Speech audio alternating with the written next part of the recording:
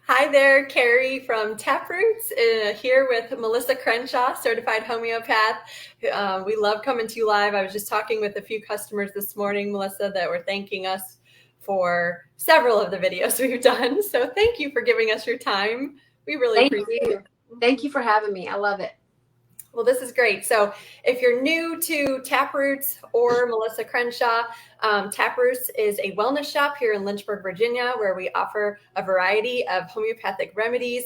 And we love to do interviews with Melissa to give you as much knowledge as possible. So make sure you have your pen and paper handy, take notes. And Melissa offers consultations. She has a lot of free info on her blog, her podcast, her website. So be sure to check out melissacrenshaw.com if you're new to all of this. But as we go through this, if there's a condition that you're trying to help your family out with, Melissa's here to help if you need advice or an actual protocol to follow specific to your needs. So today we're going to be talking about some of the best summer remedies to have on hand. And we're going to start off with bee stings. So what do we do if we get a bee sting? Okay, so I'm going to repeat this in every bite that you say. Anything bitten by anything or stung by anything is a puncture to the skin. So then you're going to think of Ledum first. So Okay. people say Ledum.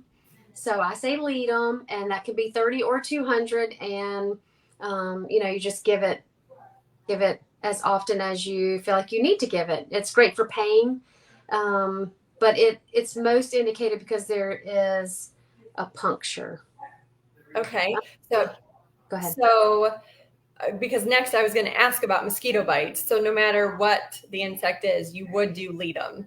I would always do Ledum first, at least a few doses, and then go on and use other remedies to match whatever your bite or sting looks like. So Urtica Urens would be the bee sting that after you get the bee sting, it produces the nettle rash. So that kind of rash that looks like the nettle rash, it appears after the bee sting, and the sting, the rash stays local, so it doesn't spread up your arm or it doesn't spread. It stays local. It has redness but stays at the point of the sting, and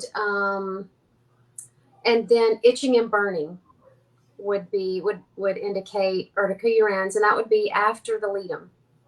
Okay. Or what about Apis? When would you use that? That's right. So Apis has the stinging pains with swelling, and it's sensitive and it's sore to touch.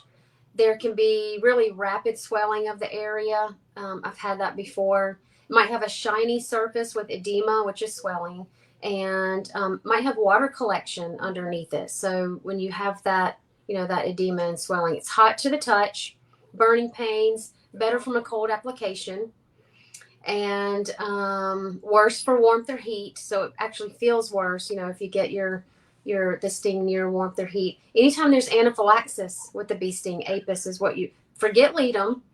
If you're having anaphylaxis, you need Apis. On your way to the hospital or on your way to get the EpiPen or whatever you use, use Apis, because Apis could shut it down before you even get that EpiPen going. Right. And in a case like that, are you using a 200 or a 30? 200 or 1M. Yep. We do carry those at Taproots in both the WHP and the boron. Awesome. And so if somebody is getting they get a bee sting, and let's say especially if it's a child, and you notice that they're immediately swelling, red, crying, of course, are you going to do Ledum and Apis at the same time, or? I would just do Ledum first and wait, 5-10 minutes, see what's happening, see if the child calms down, the person calms down, energy comes up, they feel like, you can see their eyes brighten up, like, oh, I feel better.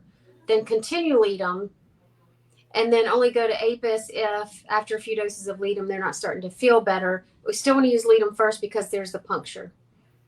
Okay, great. And then for the mosquito bite, you were saying Ledum again. Yep, that's right. And then the other remedy is not a very common one.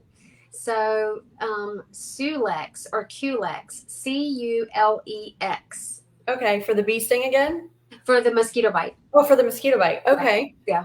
Yeah, I'm familiar with that one. That has intense itching, burning like fire, local heat. First better by scratching, but then feels worse after you scratch it. I've had that before. Mm-hmm. And needle-like pain. So, because that's not a common remedy, if you don't have that, then you're going to use your Ledum. And then how is it presenting? It could be Apis could help it again. It could be Urtica Urens could help it again. Although you probably wouldn't have a nettle rash with a mosquito bite, but it could be Apis some more, that would help again after Ledum. Oh yeah, I used to get welts with mosquito bites up in New York when I lived up there. I mean, it was awful. Yeah. So, okay. What about, let's talk about tick bites. Okay. So, so when you get bitten by a tick, then Ledum 200 every 3 hours for the first day. And then do it after the first day, do it twice a day for a week, and then twice a week for a month. And that is prevention, hopefully, of Lyme. That's going to be your what I would do, and that would be the best thing to do. And then there are things to do after that, but it depends on how the case unfolds and what happens. Okay, so let me ask you, because we have a lot of ticks here in Virginia. And so let's say your child, you pull a tick off of them, and then you're doing the protocol, and a week later you pull another tick off of them. Are you going to start over? No, not if it's a new. I would keep going because you're already preventing. Okay. You're already doing the prevention. I would keep going on the schedule that you have. Yeah. Okay. If you were to get a tick, let's say a month or 6 weeks after you just recently finished the protocol, would you start again? I think it would depend on how recently I did the protocol and how healthy I am overall. Okay. So a very healthy individual, but somebody who gets sick all the time and catches everything that comes their way, and and every time they get a thing, it's magnified compared to everybody else, then yes, I would do it again. Okay. Is there anything that you use topically right at the site of where the tick was pulled off? You know what I would highly suggest is to listen to, I would have just written it down here, but I can't remember the name of it. Bounding in Hope, maybe. Listen to my Ledum and Lyme podcast with Trisha, and go to her website, and she has amazing resources for prevention and how, all the things to do that people are looking for other than homeopathy. So her and I talked about it, and she's poured her life into this. Yes, I've listened to the podcast, and I read that probably last summer when we talked about this, and it is excellent. So I'll have to find that link and email it out to our customers. Yeah, that'd be perfect. Yes, that's great. Okay, so what about poison ivy and poison oak? So Anacardium orientale would be number 1, 30 or 200, and you can just take that whenever you get an outbreak of the poison ivy or poison oak. Okay, so if you have a tendency to get it, so let's say every time you walk into the woods you come out with poison ivy, or every time, or 2 or 3 times this summer, or even I think if you're one that gets it every single summer, then you need to use Rhus tox to uproot the tendency to get poison ivy or poison oak. And so Rhus tox 30C once a day, you can uproot the tendency, and then you won't get it anymore. Yeah. And that doesn't make sense to a lot of people, because of what a lot of people think is poison ivy, you touch it, you're going to break out. I can touch poison ivy and not break out. My husband could look at it and break out, yeah. But not anymore. Right. I know several people that have done the Rhus tox and don't get it near as often, or when they do get it, it's nowhere near as bad. Right. So let me also say that's the same thing with mosquito bites and bug bites in general. A group of people could be outside together in the same area, and you're going to have 3 groups of people walk away. There's going to be a group or a few that get eaten up from head to toe, welts, big reactions. There's going to be some that just get, some bites, a few bites, and there's going to be some that don't get bitten at all. Mm-hmm. That's because of susceptibility. And you can uproot the susceptibility to get bug bites by using Staphysagria 200 before you go out. So wow, I didn't know that. Yeah, this is not something you do every single day. Just before you're going to go out, maybe you go out in the evening, and you always get mosquito bites in the evening when you go out. Take Staphysagria 200 before you do that, and eventually you won't get, and it won't even take too long. I'm not saying you have to do Try this that. years. Yeah. And I know plenty of people who have done it, and they took the Staphysagria before they walked out, and they didn't get any bug bites when normally they would get eaten up. I'm excited because I'm a mosquito magnet, so I'm definitely going to try that out. Yep. Awesome. We also have, so this one has Rhus tox in it, Melissa, but it doesn't have the anacardium. I don't know if you're familiar with this blend. No, I'm not. What's in there? Can you see what's this one has, I might not pronounce it right, but it's croton, Rhus tox, and xerophyllum. Perfect. Yes, I would do that also, or instead of just anacardium. Mm-hmm. Okay. Good. Okay. Well, let's talk about being outside and dehydrating. What can we do for dehydration? So number one for dehydration is China, aka cinchona, not senna. I say that cinchona. So yes, that's good to see that it says cinchona on the bottle, and you might hear people say China, and then you're like, I don't see China. Right. Yep. Sorry. Same thing. Yeah. So that's when the dehydration is due. Oh, look at there. Perfect. It's due to fluid loss. So you see that box says diarrhea, because that's a fluid loss. So if there's fluid loss like sweating, vomiting, diarrhea, or breastfeeding, all those are fluid losses. If that causes you dehydration or fatigue, then China is your number one remedy. And then after that, or even along with that, you could put bioplasma in your water and sip on it, and that could help, or just plain nat mirror. Okay. I will mention, because I know we've had a run on our WHP remedies as WHP changed the size of their pills. I'm looking at this, and this happens to be our last bottle of Cinchona 200 with the 900 pills. So if you don't have this one in your stock yet and you want it, just give us a call. I think almost all of our other remedies are switched over to the 250 pills at this point. And these, whenever you see these boxes, these have 3 tubes in them for the price of 2. And now they're only in the 30 potency though. But it's a great deal. So I'm glad you said that. So China for breastfeeding would be 6C once or twice a day. Okay. If you're dehydrated outside because you've been sweating, you want to go, 30 or 200 several times in a day until you start feeling better and getting your energy back. Okay, perfect. And what about heat exhaustion? Belladonna or nat mirror. Also, glonoinum is another good one for heat exhaustion. Okay. And I'm going to ask you about, I'm familiar with all of those. We just brought a new remedy on. I'm excited to try it with one of my kids who always seems to get a headache after being out in the sun, which I didn't specifically ask you about that. So I don't know if this would help with heat exhaustion too, but we brought this in, nat carb. Yes. Yeah, that'd be a good one. Yes. For heat exhaustion too, or just for the headache? For the headache because of the heat. Okay. Yes. Also, yes, when there's Nux vomica is great for those kinds of headaches too. Okay. But I would do nat carb, belladonna. All right, good. Let's talk about sunburn. So my number one go-to is Cantharis. I love Cantharis for sunburns.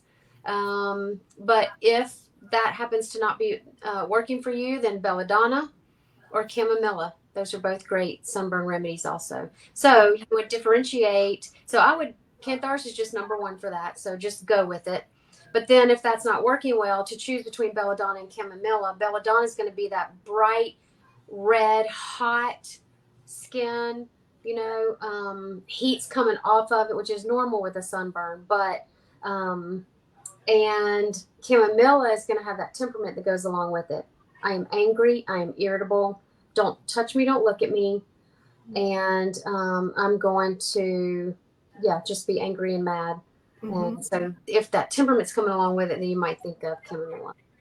Speaking of skin, we need to do a skin video because you're always glowing with no makeup on. You just look so naturally beautiful. Yeah. I wear makeup sometimes, but not very often. Yeah, you look great. I want to know what remedies you're using for your skin. Thank you. Thank you. Thank you. And also, Melissa, do you recommend calendula if on their skin if they're That's burned? a great one. Yes. Okay. There's gel, cream, and ointment. Mm-hmm. I like the gel just because it dries so fast. Yeah. Yeah. That would feel good. Mm-hmm. Mm-hmm. Okay. What about swimmer's ear? Cali Muir or Merc Sol or Merc Viv. Okay. So Merc Sol and Merc Viv are interchangeable, and they're number one for swimmer's ear. So I grabbed a few of the kids' remedies that we have from Highlands, which are, different combinations of 5 or 6 remedies mixed in. There's for babies, kids, and then, of course, chamomilla by itself. But I know you mentioned some other great ones that I just don't have in front of me. Yeah. What about Carsickness? So I love the Highlands motion sickness. That's what I would do first. Okay. If you're one that tends to get motion sick, just grab a box of that and keep it with you. I love this. Yes. If you don't have that combination and you have it, then your kit probably has tobacco in it. Tobacco is a great one. Nux vomica works for some people and not for. I mean, really, there's no remedy that works for everybody, but Nux vomica is really a hit or miss. Mm-hmm. If it's for you, then great, but maybe about 50% of people don't see anything with it. And then Culex. Culex is also a great one that I know lots of people that have great success with that. Okay. What about traveler's diarrhea? Arsenicum album, Baptisia, and Zinzibur. Zinzibur is homeopathic ginger. Okay, another one I'm not familiar with. I'll have to look up that one. Okay, good. I'm excited because we just got your AAA combo in stock. So we have your AAA anxiety. I know. That one. Okay, yeah. Yes, sorry. We just got it. So it's not even on our website yet, but it will be very soon. Ambra. Grecia. Okay. Anacardium oriental and Argentum nitricum. Perfect. All 30s. So we have that all mixed together now. Good. Also, we just introduced some really great portable kits. So we have one specifically designed for summer. It fits 8 of your kit size remedies. So you can buy these empty and fill them yourself if you'd like. We also have really cute colors you can choose from. There's 6 different colors. You can see them all on our website: blue, green, purple, pink, orange, and then the black one. But we also have filled kits. So if you don't have a full kit to even put remedies in yet, you can get them filled choosing like our women's kit, summer. We have an allergy kit, which includes Melissa's allergy protocol with those 3 mixed together. So again, we're so thankful for you, Melissa. I love it. You guys are doing amazing with all of this. I mean, you guys are on the ball, and I'm telling everybody to go to shop with you because of all these things that you're doing. I mean, this is amazing. You have pretty much everything that I need for my people to get. So I'm just like, easy, just go there. Thank you. So appreciate that. We have a question. What is the 3 for? The 3 remedies. Oh, the AAA anxiety. So it's anticipatory anxiety, if that's what they're talking about. The AAA, because they all 3 begin with A. And I didn't make that up, just to be really clear. That's not mine, but yeah. Okay. Well, we appreciate you sharing. Yeah, I think that was it for our summer remedies. So thank you so much for your time, Melissa. And I'm sure we'll see you again soon. You guys visit melissacrenshaw.com. If you're joining us late, melissacrenshaw.com for all her free info that she has out there, or to schedule a consultation. I know she does offer even a free 15-minute quick call if you're just unsure of whether it's a good fit for you or you have some questions to see if she has experience with what you're going through. Give her a call and she'll chat with you before you book that consultation. And you can visit us at taprootsva.com, and we'll see you next time. Thanks, Melissa. you. Bye. Bye.